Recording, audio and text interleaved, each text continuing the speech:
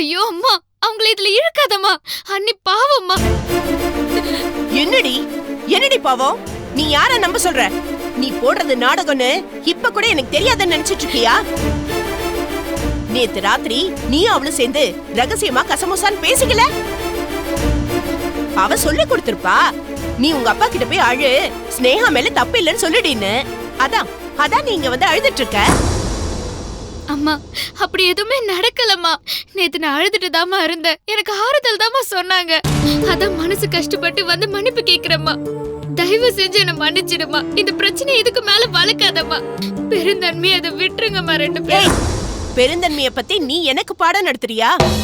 எப்ப மன்னிக்கணும், எப்ப கண்டிக்கணும், யார தண்டிக்கணும் எல்லாம் எங்களுக்கு தெரியும். நீ போடி இங்க இருந்து. பெருசா பேச வந்துட்டா போ. அப்பா இங்க இருந்து. ஏய் போடின்னு சொல்றல, போடி. போய் ஒரு ரூம்ல இரு. இப்ப உன் ஸ்னேகா வருவா, அவகிட்ட உட்கார்ந்து சொல்லு. நம்ம 2 பேரும் போட்ட பிளானுக்கு மன்னிப்பு இல்லைன்னு சொல்லிட்டாங்கன்னு சொல்லு. நீங்க 2 பேரும் மறுபடியும் சேர்ந்து அடுத்த சதி திட்டத்தை தீட்டுங்கடி. இந்த குடும்பத்தோட அமைதியையும் நிம்மதியையும் எவ்வளவு கெடுக்க முடியுமோ அவ்வளவு கெடுங்கடி. போடி.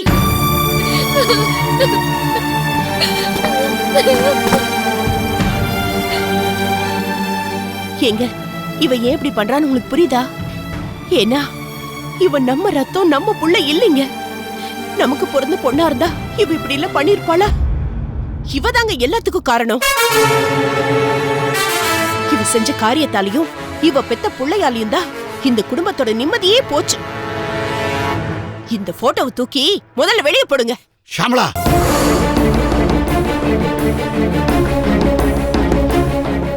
கஸ்தூரி, இதுக்கெல்லாம் நீயாமா காரணம்? இருக்காது. நீ எங்களை சோதிக்கிற, அதுக்கும் ஏதாவது காரணம் இருக்கும். இந்த குடும்பத்தை நீதாமா காப்பாற்றணும்.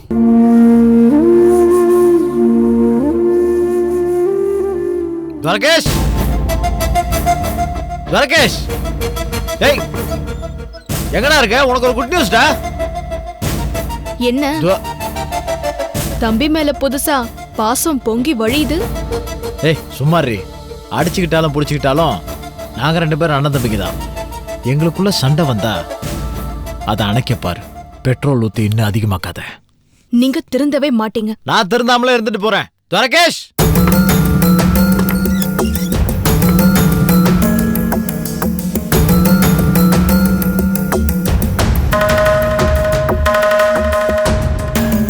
டேய் எம்டி கிட்ட பேச ஒரு சந்தர்ப்பம் கிடைச்சதுடா. எல்லாத்தையுமே டீட்டெயிலாக உட்காந்து பேசினேன்.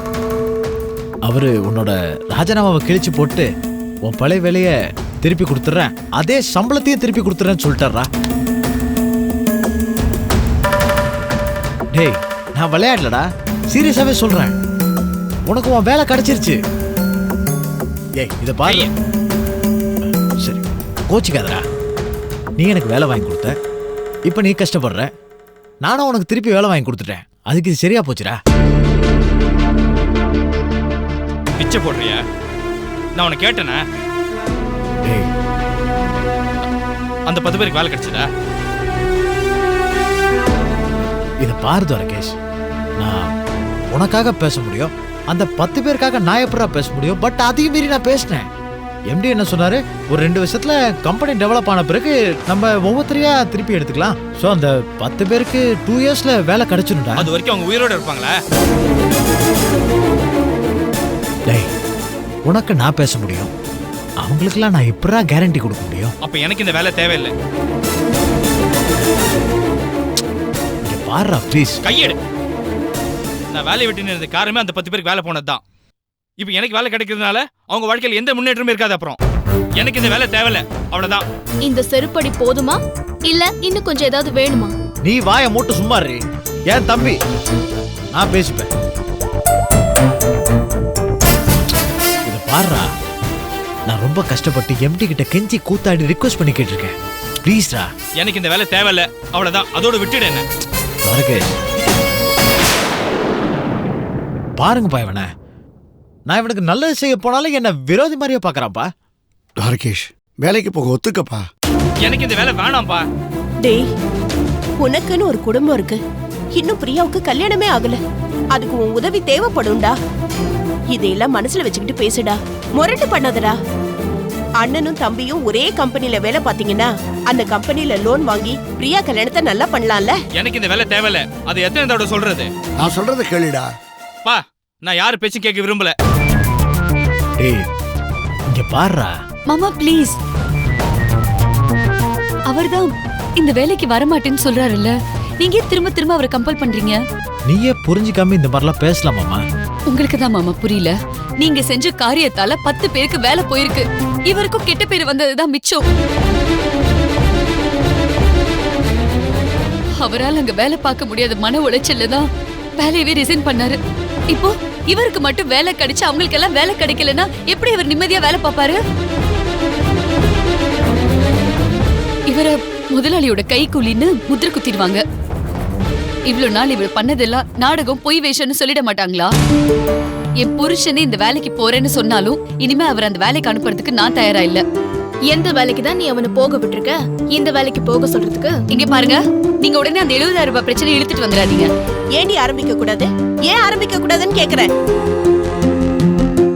உண்மையை சொன்னா உனக்கு உதறுதோ?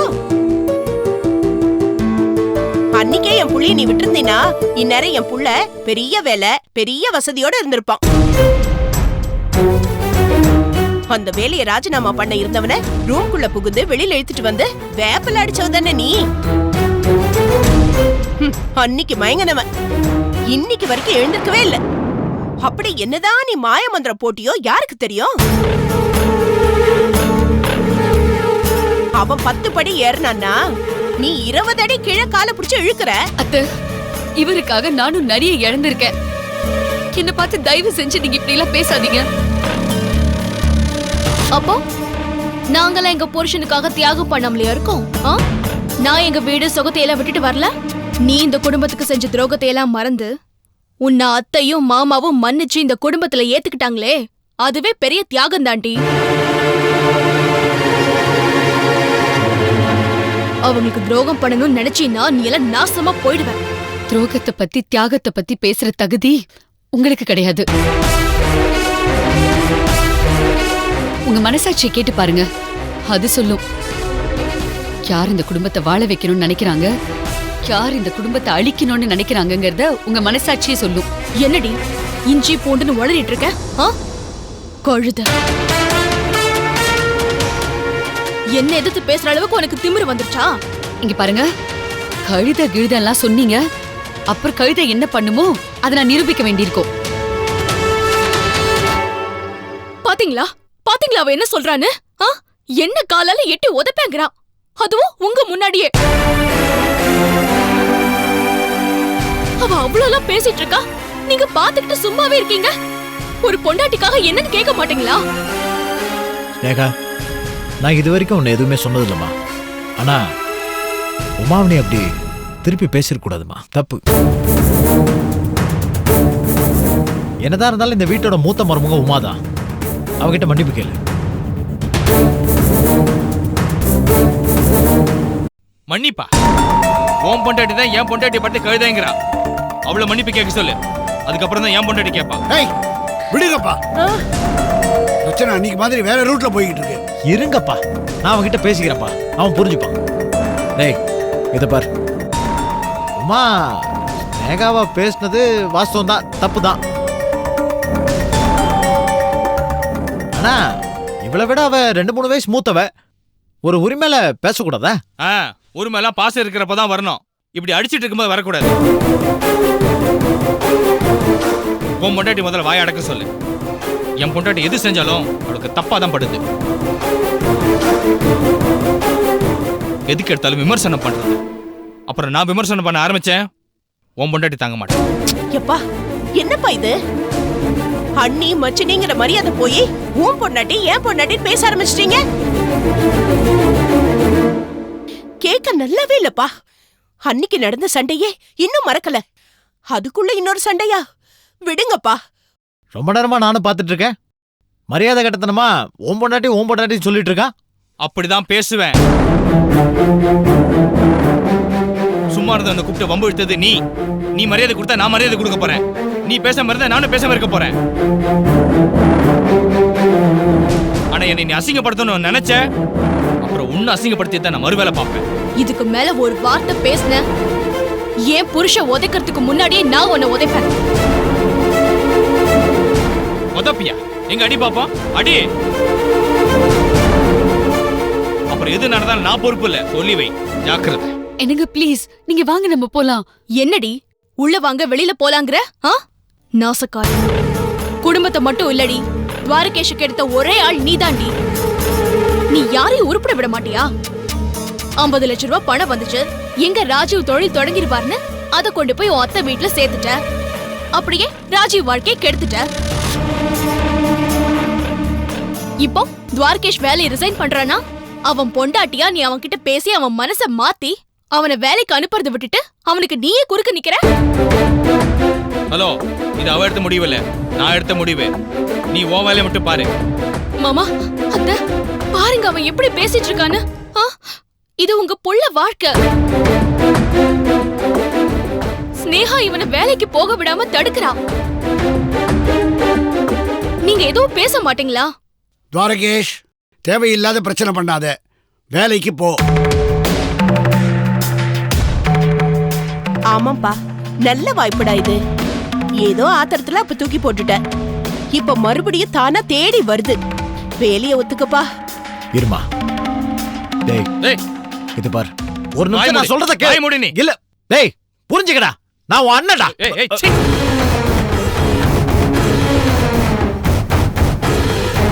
மேல கை வைக்காத. இவன் சோத்துக்கு இல்லாதப்போ நான் போட்டு பிச்சை இந்த வேலை. இவன் போடுற பிச்சைல நான் வாழணும் எனக்கு அவசியம் கிடையாது. என் வேலை எப்படி தேடணும் எனக்கு தெரியும். இவ்ளோ நல்ல வேலை வேற எங்கேயும் கிடைக்காது துவாரகேஷ். அவர்தான் மாட்டேங்கிறாருல, விடுங்க. நீங்க உங்க புருஷன் மிரட்டுறதோட நிறுத்திக்கோங்க. எங்க கிட்ட எல்லாம் வந்து வாலாட்டாதீங்க. நேகா, வார்த்தையை அளந்து பேசு. இந்த பேச்செல்லாம் பேசுற வேலை வச்சுக்காத. அப்படிதான் பேசுவா.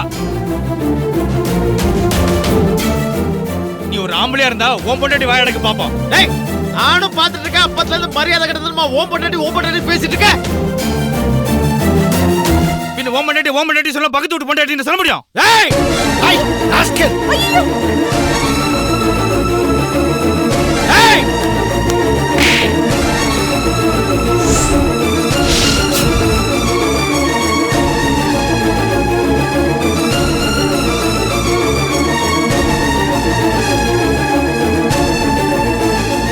பெரியவங்களுக்கு மரியாதை கொடுத்து இங்க இருக்கிறதா இருந்தா இரு, இல்ல வீட்டை விட்டு வெளியில போடா.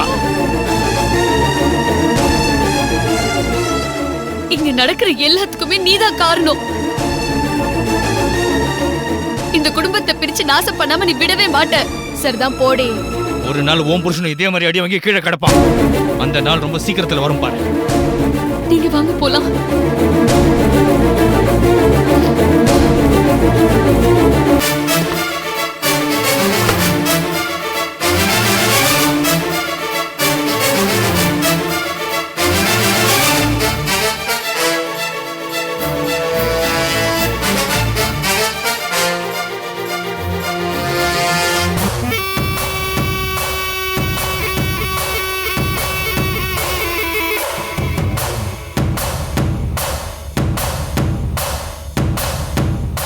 ஒரு நாள் என் புருஷன் கீழே கிடப்பான், நீ சிரிப்பியா? அந்த நாள் வர வரைக்கும் நான் உன்னையும் ஸ்னேகாவையும் உயிரோட விட்டு வச்சிட மாட்டேன். அதுக்குள்ள இந்த குடும்பத்தை செதறடிச்சு நான் என் வேலையை முடிச்சிருவேன்.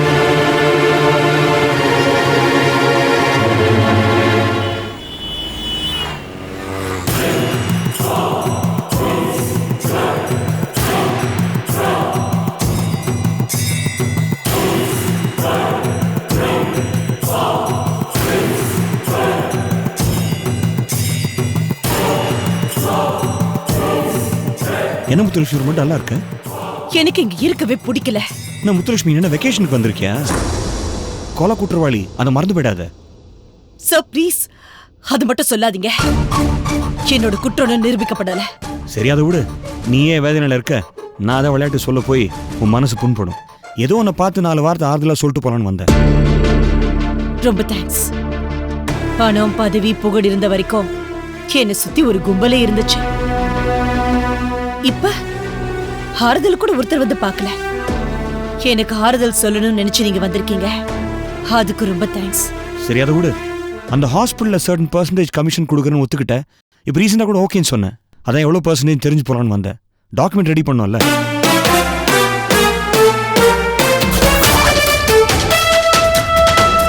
நான் பாடி கேட்டுக்கிட்டு நீ பாடி திரும்பி இருந்தா என்ன அர்த்தம்? இதுதான் ஆறுதலா பேசுறதா சார்? இல்லை ஐ மீன் ஸ்டாப் இட். பத்ரி என்ன பண்ணீங்க அத முதல்ல சொல்லுங்க. பத்திரமா இருக்கான், இருப்பான், இருக்கணும். அவனை போட்டு தள்ளுங்கன்னு போன தடவை நான் ஸ்ட்ராங்கா சொன்னேன். அது எப்படி முடியும் முத்துலட்சுமி? நம்ம ஒப்பந்த பத்திரம் ரெடி ஆகலையே. நீ பத்திரம் தர வரைக்கும் அவன் பத்திரமா இருப்பான். வார்த்தையில விளையாடுறீங்களா? ஏன் சார் என் நிலைமை புரியாம என்ன நீங்க டார்ச்சர் பண்ணிக்கிட்டு இருக்கீங்க? நீ ஏன் பயப்படுற? Badri safe, don't worry. அவன் கிட்ட நீங்க போய் பேசுனீங்களா? அவனை நீங்க போய் பாத்தீங்களா? ஒரே ஒரு தடவையாவது அவனை நீங்க காண்டாக்ட் பண்ணீங்களா? அவன் கூட பேசுறதோ அவனை போய் பார்க்கறதோ கூடாது. That's part of the deal. அவன் 3 கை மாறி இப்பதான் பத்திரமா இருக்கான். நானும் உங்களை மாதிரி ஓவர் கான்பிடென்ட்டா இருந்ததால தான் இன்னைக்கு இந்த இடத்துல இருக்கேன். 20 வருஷத்துக்கு முன்னாடி அந்த பத்ரியை நான் சாகடிச்சிருந்தேனா எனக்கு இந்த நிலைமையே வந்திருக்காது. ப்ளீஸ் நீங்களாவது கொஞ்சம் அலர்ட்டா இருங்க. இட்ஸ் ஓகே, நான் பாத்துக்கிறேன். நாளைக்கு மறுநாள் கோர்ட்டு. ஆனா பத்ரி வரமாட்டான், அதுக்கு நான் கேரண்டி. ஆனா என்கொயரியில நீ ஏதாவது ரூல் ஸ்டாக் சொல்லாம இருந்தா அதுவே போறோம். அதெல்லாம் விடுங்க. எனக்காக ஒரே ஒரு தடவை பத்ரியை நீங்க போய் பாருங்க. முத்துலட்சுமி ஏன் புரிஞ்சுக்க மாட்டேன்ற? நான் உனக்கு பக்கபலமா இருக்கிறதுனால 24/7 போலீஸ் என்ன கண்காணிச்சுக்கிட்டு இருக்கு. அவங்க வராத ஒரே இடம் எங்க வீட்டு பாத்ரூம் தான். மற்றபடி எங்க வீட்டில் பக் எதாவது வச்சுப்பாங்களோ எனக்கு டவுட்ஃபுல்லா இருக்கு. My phone calls are also traced. அதனால தான் சொல்றேன், பத்ரியை போய் பார்க்கவோ இல்லை பேசவோ முடியவே முடியாது. பத்ரி வரமாட்டான், அவ்வளோதான். நீங்க சொன்னா சரிதான். கவலைப்படாத முத்துலட்சுமி. நாளைக்கு மறுநாள் கோர்ட்ல பத்ரியை அவங்க ப்ரொடியூஸ் பண்ண மாட்டாங்க. ஜட்ஜ் ஒன்று ரிலீஸ் பண்ணுவார். நாம் அதுக்கு பார்ட்டி வச்சு கொண்டாடுவோம். ஜஸ்ட் ரிலாக்ஸ், சில். ஓகே? கேட்கறதுக்கு ரொம்ப சந்தோஷமா இருக்க. அதே சந்தோஷத்தோட அந்த பார்ட்டியில ஹாஸ்பிட்டல் டாக்குமெண்ட்ல நீ சைன் பண்ற. அதானே, இத சொல்லலனா நீங்க கஜேந்திரனே கிடையாது. அவ்வளோ சீக்கிரம் நீ ஒத்துக்கிட்டா நீ முத்துலட்சுமி கிடையாது, அதுவும் எனக்கு தெரியும். எனிவே ஓகே, பாய், டேக் கேர்.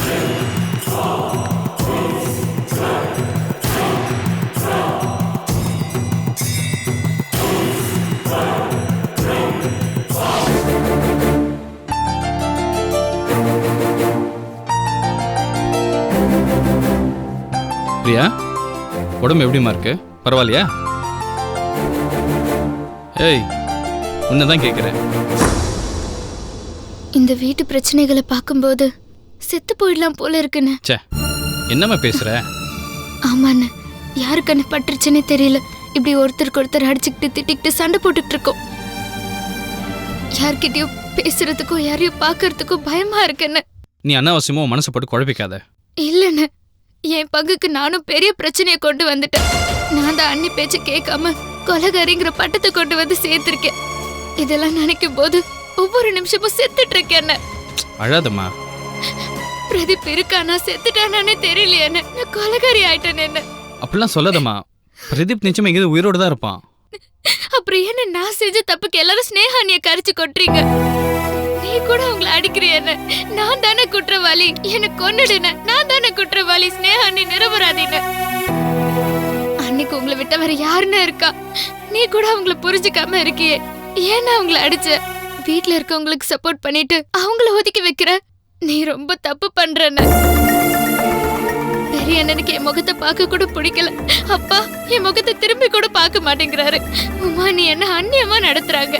அம்மா என்னடானா, நான் இந்த வீட்லயே பிறக்கல, வேற எங்கேயும் பிறந்த மாதிரி என்ன நடத்துறாங்க. நான் உயிரோட இருக்கவா இல்ல செத்து போயிடுவான்னு, இல்ல எங்கேயாவது ஓடி போயிடுவா? எனக்கு ஒரே குழப்பமா இருக்கு. என்ன வார்த்தை இது? செத்துருவா அது இதுன்னு வாய் மூடு. அப்படிலாம் பேசாதம்மா. நீங்க அண்ணி அடிச்சதுக்கு நான் தானே காரணம். நான் செஞ்ச தப்புக்கு நீங்க சண்டை போட்டுட்டு இருக்கீங்களே. அப்படிலாம் இல்லம்மா. அப்ப நீ அன்னைக்கு அண்ணி அடிச்சதுக்கு இன்னைக்கு மன்னிப்பு கேளு. நீ செஞ்சது தப்பு தானே, மன்னிப்பு கேளு.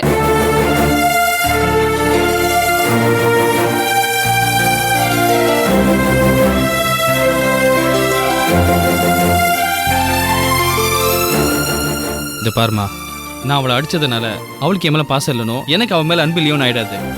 புருஷன் பொண்டாட்டினாங்க, இன்னைக்கு அடிச்சுப்போம் நாளைக்கு சேர்ந்துப்போம். இதுக்கெல்லாம் நீ ஃபீல் பண்ணாத. பாரு, அமைதியா வேற வேலை பார்த்துட்டு இருக்கா. நீ எதுக்கு இதை பெருசு பண்ணிட்டு இருக்க? இல்லண்ணே, எனக்கு அந்த கதையே வேண்டாம். நீ அண்ணி அடிச்சதுக்கு மன்னிப்பு கேளு. எனக்கு இப்ப அதுதான் வேணும். நான் பண்ண தப்புக்கு அவங்கள ஏன் நான் தண்டிக்கிறேன்? நீ இப்ப மன்னிப்பு கேட்கலன்னா நான் உன் கூட பேச மாட்டேன், சாப்பிட மாட்டேன், அவ்வளவுதான். சரி, இப்ப என்ன? உங்க அண்ணி கிட்ட நான் மன்னிப்பு கேட்கணும். ஆமா. சரி, நீ போ, நான் கேட்டுக்கிறேன். முடியாதுண்ணே, இப்பவே என் கண்ணு முன்னாடியே கேளு.